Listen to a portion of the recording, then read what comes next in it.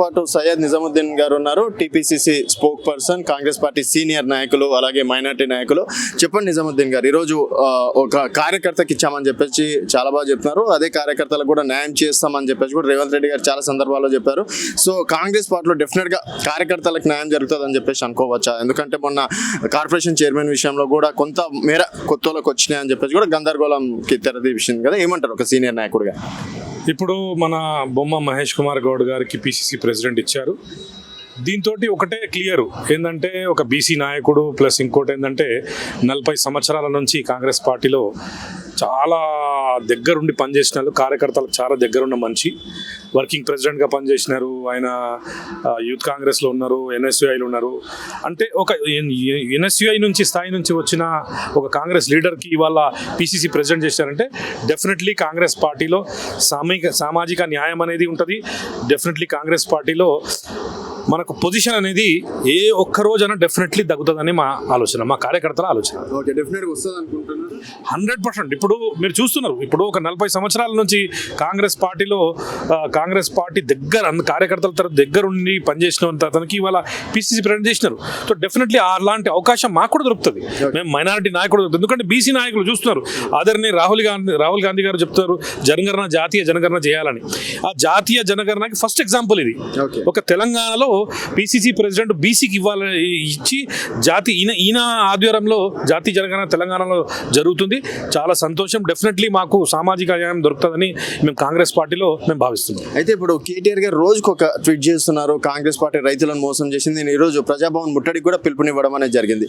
So Congress వస్తే current కష్టాలు, రైతు కష్టాలు, మధ్యతరగతి కష్టాలు అన్ని మొదలైందని చెప్పేసి అనుకోవచ్చా? పెన్షన్ విషయంలో కావచ్చు, తర్వాత రైతు బంధు అన్నారు, ఇప్పటి వరకు రాలేదు, జూన్లో ఇవ్వాల్సిన పైసలు, కేవలం అంటే రైతు రుణమాఫీ చూపెట్టి ఇవన్నీ ఎగ్గొడుతున్నారా కాంగ్రెస్ పార్టీ నేతలు?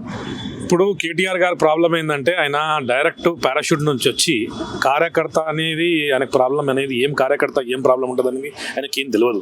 ఎందుకంటే ఆయన గోల్డెన్ స్పూన్ నుంచి వచ్చిండు.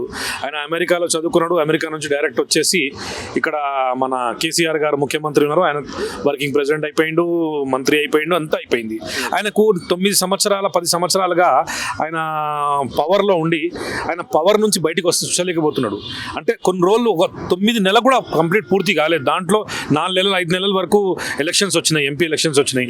అన్ని కష్టకాలాల నుంచి కాంగ్రెస్ పార్టీ ఏదో బయటికి తీసుకుని అందరికి ఎట్లా జాబులు ఇవ్వాలి, వాళ్ళకి ఎడ్యుకేషన్లో ఎట్లా స్థాయి కలపాలి, అవన్నీ ఆలోచనలో కాంగ్రెస్ పార్టీ పనిచేస్తుంటే ఈయన ఆగలేకపోతుండు. ఎందుకంటే ఒక రుణమాఫీ ఈ రాష్ట్రంలోనే కాదు దేశంలో ఒక చరిత్ర, 21 లక్షల కోట్లతో 1000 కోట్లతో ఈ రుణమాఫీ చేయడము ఈ దేశంలో ఒక చరిత్ర సృష్టించినారు కాంగ్రెస్ పార్టీ. సో ఆయన భరించుకోలేకపోతున్నాడు. దానివలన ఆయన ఇష్టం వచ్చినట్టు వాగుతున్నాడు. ఇట్లాంటి కేటీఆర్ గారు, మీరు కూడా ఒక మంత్రిగా ఉన్నారు, మీరు ఒక మంచి పొజిషన్ చేసినారు, 10 సంవత్సరాలుగా మీరు పరిపాలన ఉన్నారు. కాంగ్రెస్ పార్టీ కూడా ఒక 1 ఇయర్ కంప్లీట్ కానీ 2 ఇయర్స్ కంప్లీట్ కానీ మీరు 7 లక్షల కోట్ల రూపాయలు అప్పులు చేసిపోయినారు. ఆ అప్పులు చూసుకోవాలి, వాళ్ళకి ఇంట్రెస్ట్ కట్టుకోవాలి, ఇక్కడ శాలరీలు టైంకు ఇచ్చుకోవాలి. మీ టైంలో అయితే ఎవరికి గవర్నమెంట్ సర్వెంట్కు శాలరీ కూడా టైంకు రాలేదు. మేమైతే 1 తారీఖే శాలరీ ఇస్తున్నాం. అన్ని విధాలుగా మేము చేసుకొని వస్తున్నాం. డెఫినెట్లీ కాంగ్రెస్ పార్టీ ఇచ్చిన మాట మీద ఉంటుంది. ఆదరణీయ శ్రీ రాహుల్ గాంధీ గారు జనగణన చేస్తున్నారు. ఆ జనగణన చేసి సామాజిక న్యాయం చేస్తారని నేను భావిస్తున్నాను. ఇప్పుడు జమిలీ ఎలక్షన్స్ వస్తున్నాయి అని చెప్పేసి కూడా చెప్తున్నారు. అలాగే ఇక్కడ బీజేపీ కూడా మేమే తర్వాత అధికారంలోకి వస్తాము, అలాగే ఇప్పటివరకు కాంగ్రెస్ చేసింది ఏం లేదని చెప్పేసి బీజేపీ కూడా విమర్శిస్తుంది. 10 సంవత్సరాలుగా బీజేపీ పవర్లో ఉందండి. ఇప్పుడు 15 సంవత్సరం దగ్గర 11 సంవత్సరం అయిపోతుంది. వాళ్ళు ఏం చేసినారండి? వాళ్ళు ఇప్పటివరకు సామాజిక న్యాయం రేపన్నాడు కాంగ్రెస్ పార్టీలో అవకాశాలు వస్తాయని చెప్పేసి అనుకోవచ్చా? ఎందుకంటే మీలాంటి వాళ్ళకి అవకాశం వస్తే ఇంకో 5 సంవత్సరాలు వస్తుందని చెప్పేసి సాధారణ కార్యకర్తలు కూడా అన్నారు. సో రేవంత్ రెడ్డి గారి పైన కావచ్చు, మహేష్ కుమార్ గౌడ్ గారి పైన మీకు నమ్మకం? మహేష్ కుమార్ గౌడ్ గారికి పిసిసి ప్రెసిడెంట్ ఇచ్చినారు, మాకు నమ్మకం పుట్టింది. ఎందుకంటే ఆయన ప్రజల్లో మంచి చిన్న కార్యకర్తను కూడా డైరెక్ట్ కలుస్తాడు. ఇష్టం ఏం ప్రాబ్లం ఉంటే కూడా ఆయన అర్థం చేసుకుంటాడు. ఎందుకంటే కార్యకర్త స్థాయి నుంచి వచ్చిండు.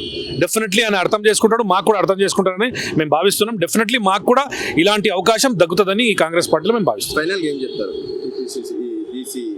ఇప్పుడు మీరు ఒకటి చూడండి, ఈ దేశంలో రాహుల్ గాంధీ గారు జాతీయ జనగణన అని చెప్తున్నారు. దానికి ఫస్ట్ ఎగ్జాంపుల్ ఇక్కడ తెలంగాణలో పిసిసి ప్రెసిడెంట్ ఒక బీసీ కమ్యూనిటీకి, సామాజిక కమ్యూనిటీకి ఇవ్వడం, సామాజిక న్యాయం చేయడానికి. డెఫినెట్లీ అన్ని కమ్యూనిటీలకి న్యాయం జరుగుతుంది. జాతీయ జనగణన ఈ ఆధారంగా జరుగుతుంది.